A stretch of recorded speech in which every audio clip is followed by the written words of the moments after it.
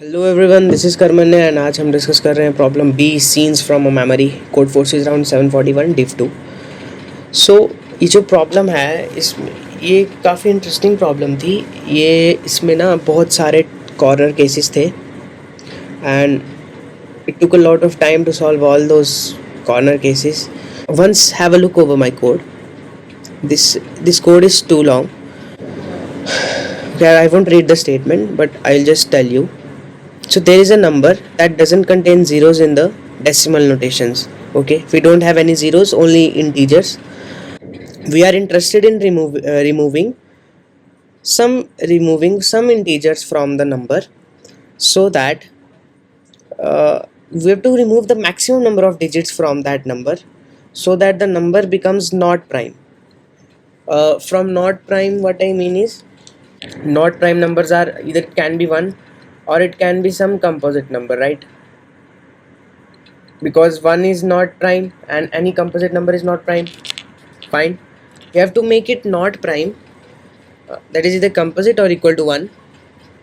Okay, and there's an example, suppose 53, and it's not possible to remove or to remove any set of integers from a set of number digits from this number, so that it becomes not prime. So but there is a thing, like we are given a number such that it's always possible to delete some of its digits to obtain a not prime number. Okay, we don't have to worry about these kinds of numbers. Fine. um, and we cannot remove all the digits of the number. That's okay. And we know the definition of prime number. What is a prime number? A prime number is something like 7, which is only divisible by two numbers, 1 and the number itself. Fine, we know that, everyone knows that. And fine, this was the case. So there is an observation. What was the observation? Like, it was given you have to remove the maximum number of digits. Okay, maximum number of digits. Why is this written like maximum number of digits? It's called the maximum number of digits because suppose we have a number like 4 4 4. Okay, we have 4 4 4. Then the answer can be 44, because 44 is a composite number also, and the answer can be 4 also, because 4 is also a composite number in itself. So this was the answer. This is not an answer. I found this thing. I just ignored that thing, and because of this, these were 4 wrong answers. So we have to have a check on that. We have to remove the maximum number of digits from the number, so that it becomes not prime. So first way what we will think of is, we will think of uh, the maximum case. Maximum कौन सा case होगा जिसमें हम सिर्फ एक ही digit and में remaining बचेगा, वो हमारा मैक्सिमम का केस होगा। ठीक है, एक डिजिट कब बच सकता है हमारा एंड में?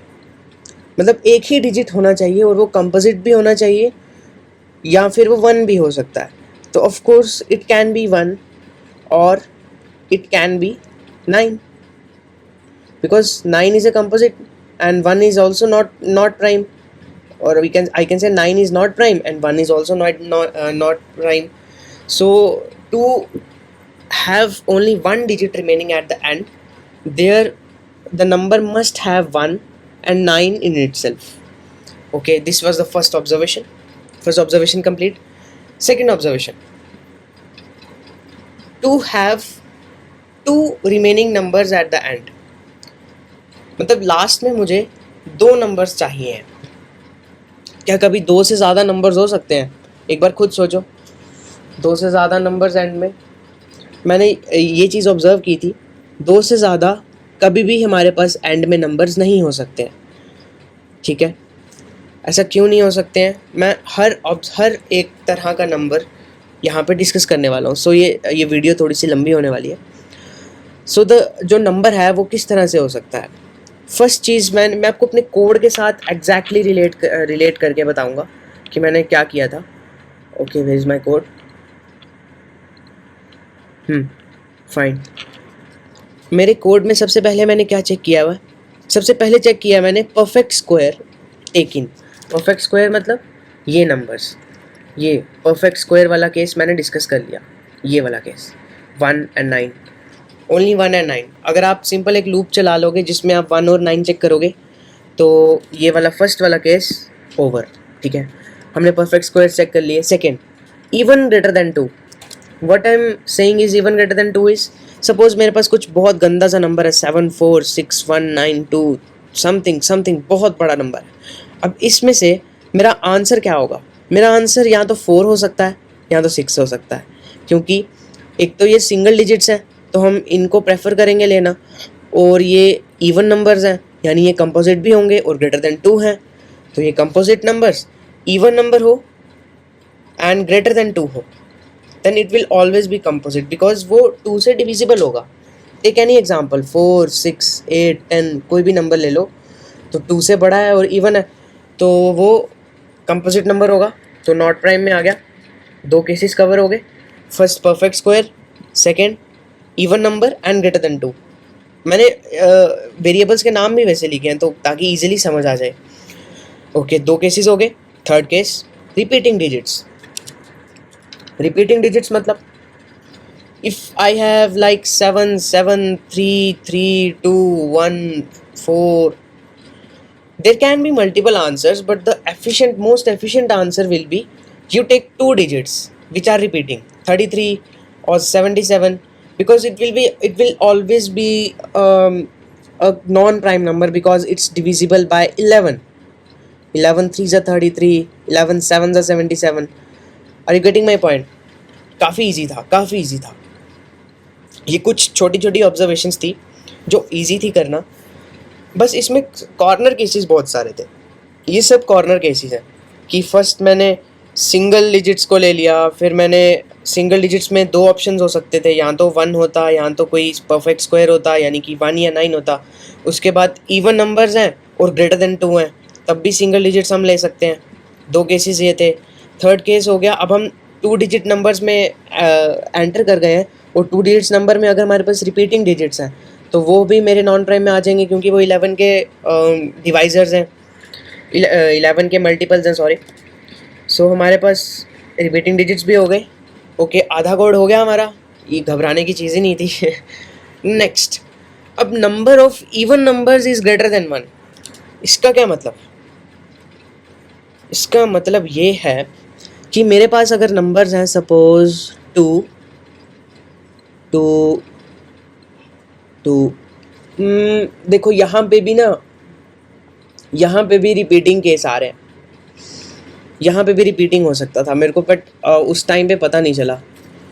हाँ, उस टाइम पे पता नहीं चला बिकॉज अगर 2 2 4 ले लिया, अगर मैंने 4 ले लिया तो वो इस कैटेगरी में आ जाएगा, और अगर मैंने सिंपली 2 2 2 कर लिया तो वो रिपीटिंग के केस में आ जाएगा। सो इस केस की ज़रूरत नहीं थी, बट मैंने कर लिया, तो दोनों सेम ही बात है।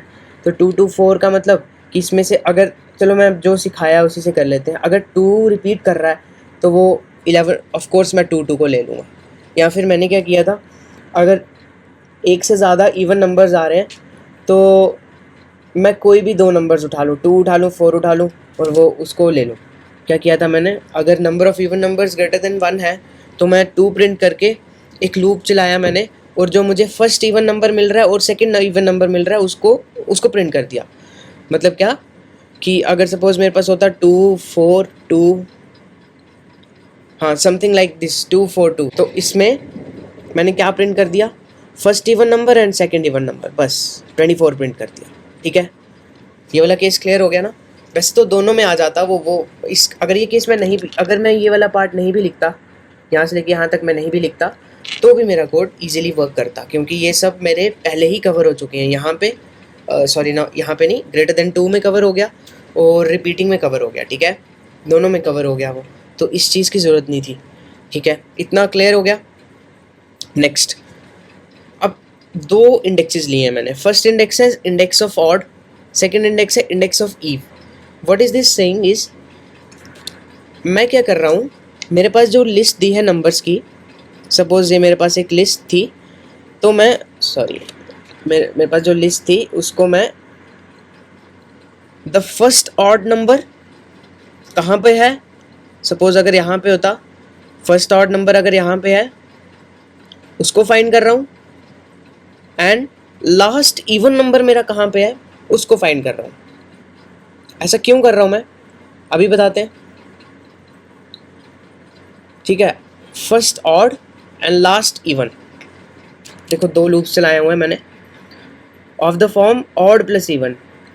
ऑड प्लस इवन मतलब सपोज ऐसे नंबर्स होते 7, यहाँ पे कुछ बीच में कुछ भी होता एंड यहाँ पे 2 होता, तो मैं क्या कर सकता था, इन बीच के सभी नंबर्स को डिलीट कर दूँ और एंड में मेरे पास 72 बच जाए, ठीक है। मैं 72 बच जाए एंड में, then this will always be composite, because ये तो इस केस में आ गया ना, इवन नंबर ग्रेटर देन 2 हो गया, तो this is a composite, this is not prime.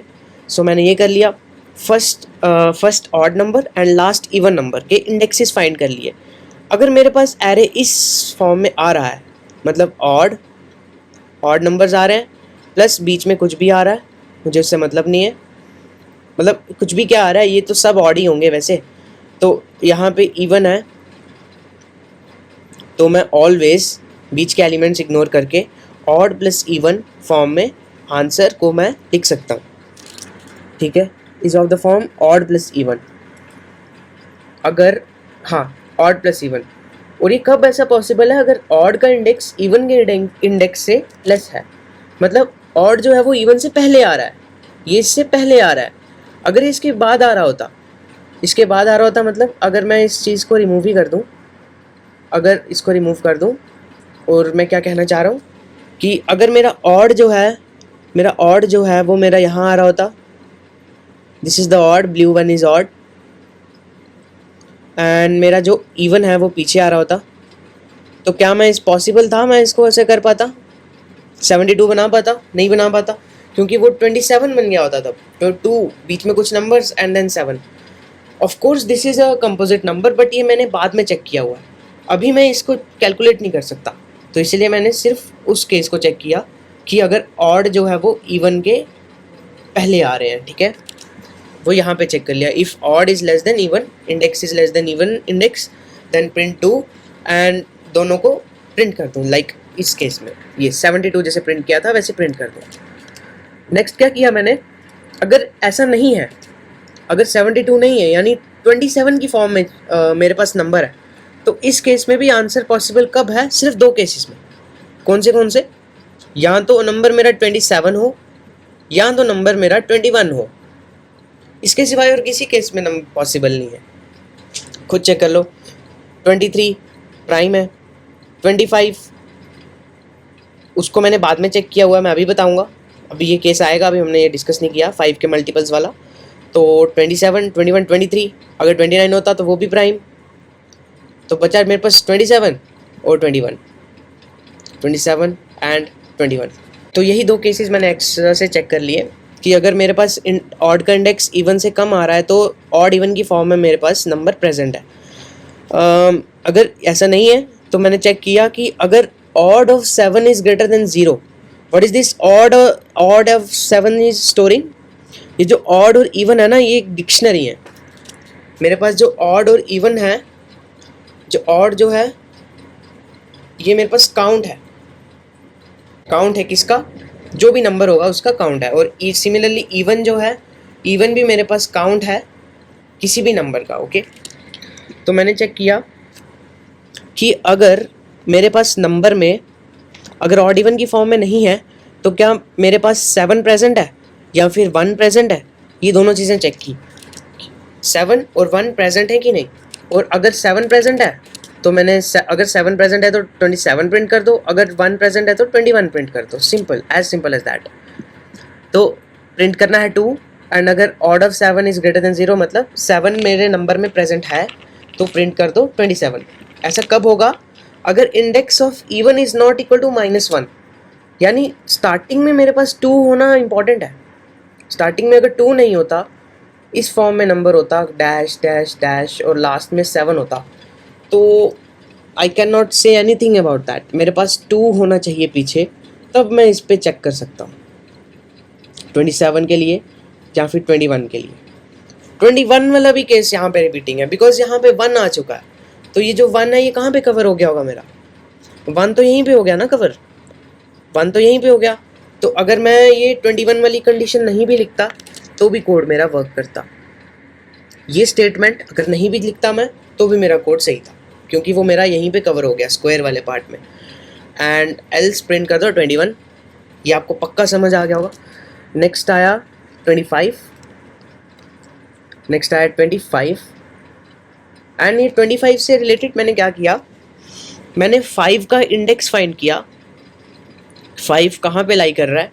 अगर 5 का इंडेक्स 0 पे 0 है, 5 का इंडेक्स 0 मतलब नंबर जो है, मेरा नंबर जो है वो कहाँ से स्टार्ट हो रहा है?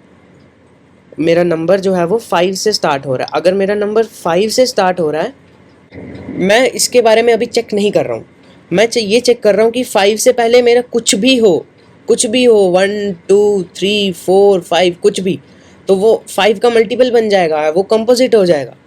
तो एग्जैक्टली मैंने यही चेक किया कि अगर 5 का इंडेक्स 0 से बड़ा है तो वो एक 5 का मल्टीपल होगा।